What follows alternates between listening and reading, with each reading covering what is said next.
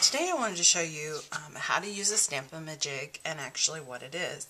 And usually the first time someone hears me say Stamp-a-ma-jig, they think it's a made-up word like supercalifragilisticexpialidocious.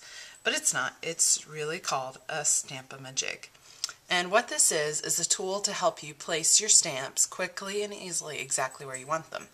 It's very good for words or letter stamps, and I'm going to show you today how to use it.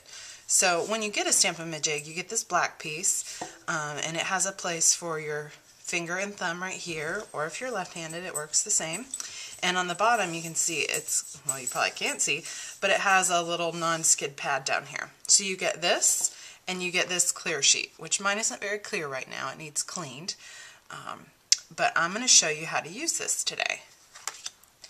So here is the front of the Star book, which is a class I'll have soon, so you can check that out more if you like in my calendar of events. But I'm going to show you, stamping this ornament was pretty easy, but for me, words, I always get them crooked and it drives me crazy. So I'm a huge fan of the Stamp-a-ma-jig and I use it quite often.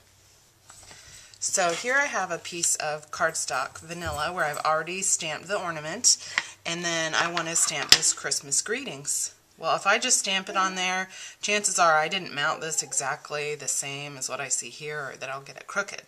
So I'm going to use my Stamp-a-ma-jig. And to do this, first thing you're going to do is, if you're right-handed, you're going to tuck this up in the corner here with your left hand on the jig and your right hand ready for stamping. If you're left-handed, you're just going to do it the opposite way. Other than that, it's going to work exactly the same. So you place the little plastic sheet snug up in the corner. And you will notice when you get this that this side is rough and this side is smooth. I always use the rough side. And I don't switch back and forth, because that way, if I don't get it super clean, this bottom side is always clean, and when it goes on my cardstock, I'm not going to accidentally get some ink on there. So snug it up in the corner, ink your stamp, and then you're going to snug your stamp in the corner and push down. So now you have your image on here, on the clear sheet. So then I'm going to take my cardstock, and I'm going to set it on there where I would like it to show up. Now I'm going to snug my Stamp-a-ma-jig back in that corner and press down firmly, and I'm going to take the clear sheet away. Then you're going to ink your stamp again, snug it in the corner, and push down. And now it showed up exactly where I wanted it to. One thing to note with this particular piece of paper, and where I had this, when I put my Stamp-a-ma-jig down, the Stamp-a-ma-jig itself was over this piece of paper, so it held it in place. However, if you have a very small piece of paper, or perhaps the stamp you have was larger, so when you took the sheet away, your Stamp-a-ma-jig was out here, this paper is free to move. So it's a good idea to use some of the Dotto temporary adhesive on the back of your piece, if you have a small piece of cardstock, or if you're just more comfortable with it. A lot of people like that.